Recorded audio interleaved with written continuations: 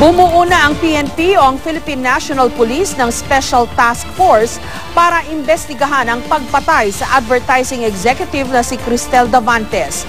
Natagpuang walang buhay ang biktima sa Silang, Cavite noong Sabado. May report si Marisol Abduraman. Base sa kuha sa CCTV ng Bonifacio Global City, 1:10 sa madaling araw noong Sabado, makikitang kumaliwa sa 9th Avenue ng BGC ang kotse ni Cristel Davantes mula sa 20th Avenue.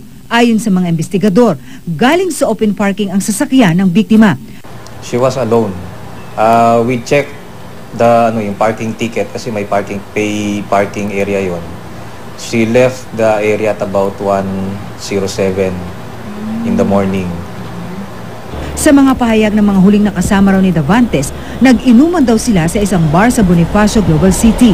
12:30 na madaling araw nang paalam si Cristel na may dadaan ng kaibigan sa isa pang bar kaya sinamahan siya ng mga ito. 10 minuto raw siyang nakipag-usap sa nasabing kaibigan saka siya inihatid sa parking area.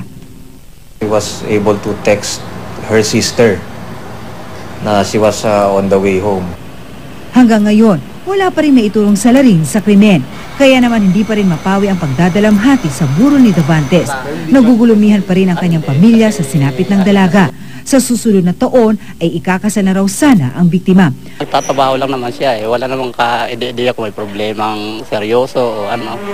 Mahilig lang talaga sa gimmick minsan yan pag Friday. Tsaka hindi pala away yan, hindi marunong makipag-away. Bangkay na si Davantes ang matagpuan sa ilalim ng isang tulay sa Silang, Cavite noong Sabado ng umaga.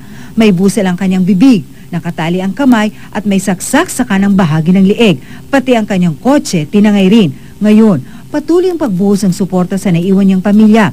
Napuno ng pakikiramay ang ginawang Facebook page para sa biktima.